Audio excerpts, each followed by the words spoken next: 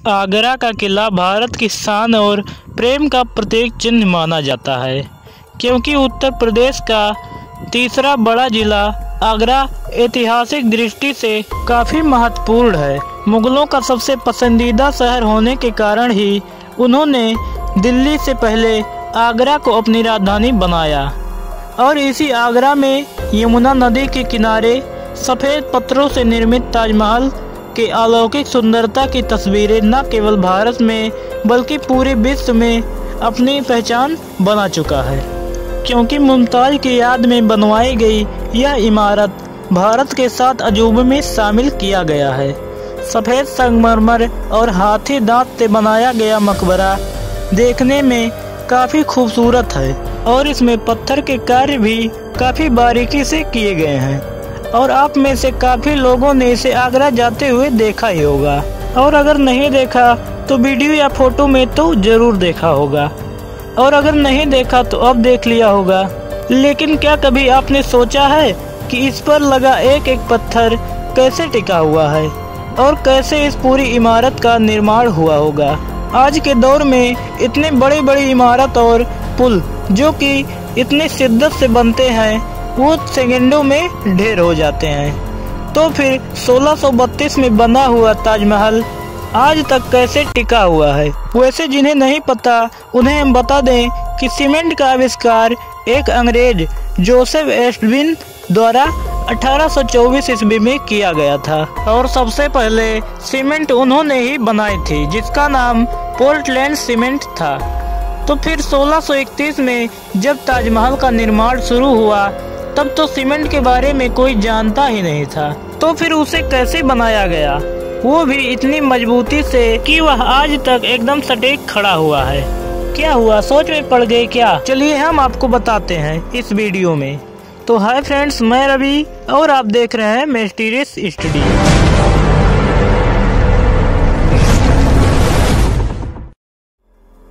दोस्तों, ताजमहल की कहानी ज़्यादातर लोगों ने तो सुनी ही है कि शाहजहां ने इसे अपनी तीसरी बीबी मुमताज़ की याद में बनवाई थी और उस जमाने में इसे बनवाने में लगभग 3 करोड़ का खर्च आया था।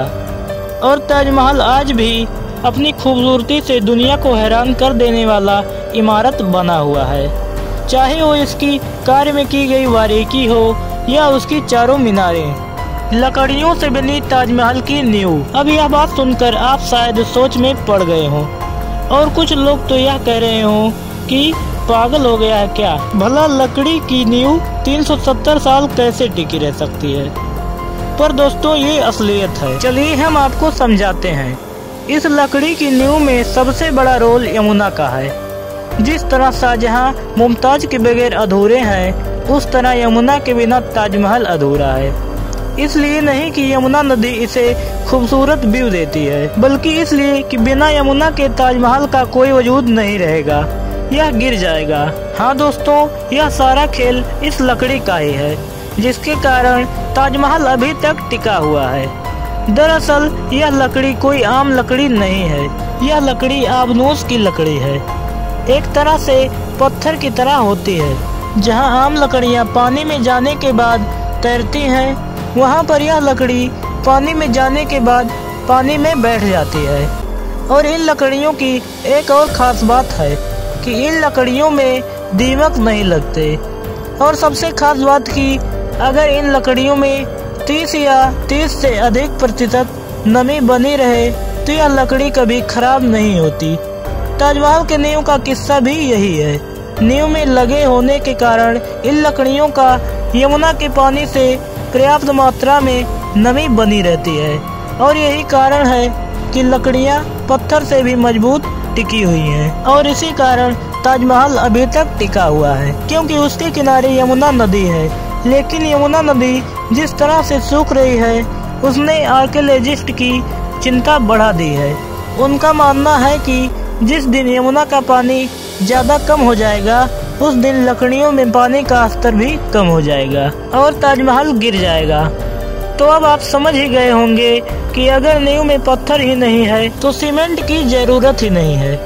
लेकिन अब सोचने वाली बात यह है कि नींव के ऊपर तो पूरा पत्थर ही है, तब ये कैसे टिका हुआ है?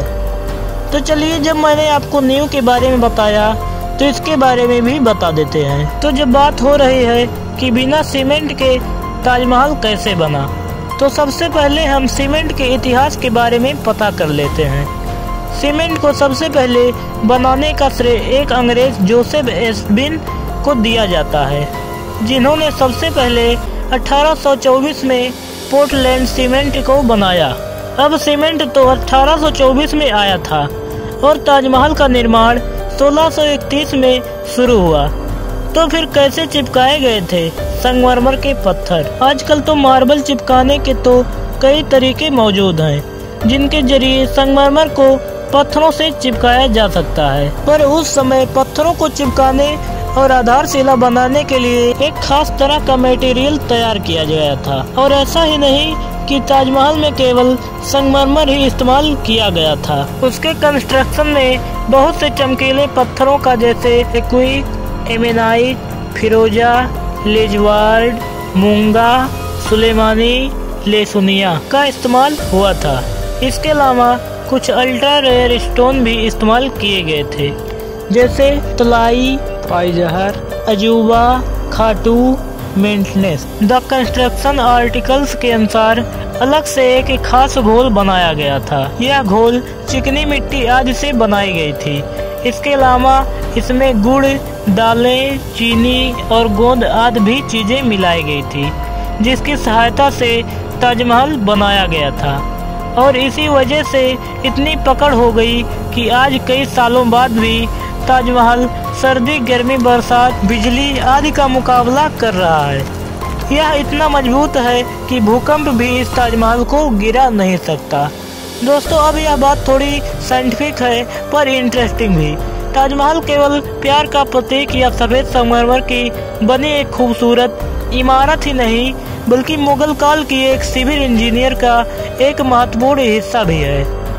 अगर आपने ताजमहल को गौर से देखा होगा तो एक बात आपने नोटिस की होगी कि मेन बिल्डिंग के किनारे बने हुए चारों मीनारे अपनी जगह पर एकदम स्ट्रेट नहीं खड़े हैं, बल्कि इन्हें इस प्रकार से डिजाइन किया गया है कि अगर कोई भूकंप आता है तो वह चारों मीनार मेन बिल्डिंग से दूर गिर जाएंगे और इस तरह भूकंप के झटके इन मीनारों तक आते आते एब्जॉर्ब हो जाएंगे और इस तरह मेन इमारत पर भूकंप का कोई असर नहीं होगा और वह सुरक्षित बच जाएगा। और हाँ दोस्तों, एक बात और जान लो कि शाहजहां ने किसी भी मजदूर के हाथ नहीं कटवाए थे। यह महज केवल एक अफवाह है। वैसे अगर आपको ताजमहल के बारे में कोई बात पता हो तो जरूर बताना, चाहे वो झूठ ही क्यों ना हो, हम देख लेंगे। उम्मीद करता हूँ कि यह महत्वपूर्ण जानकारी आपको जरूर पसंद आई होगी। अगर पसंद आई है तो लाइक ठोक दें और अगर ऐसे ही वीडियो देखना चाहते हैं तो चैनल को भी सब्सक्राइब कर लें। और अब तक के लिए बस इतना ही। हम मिलते हैं आपसे जल्द ही किसी नई वीडियो में। तब तक के लिए जय हिंद, जय भारत।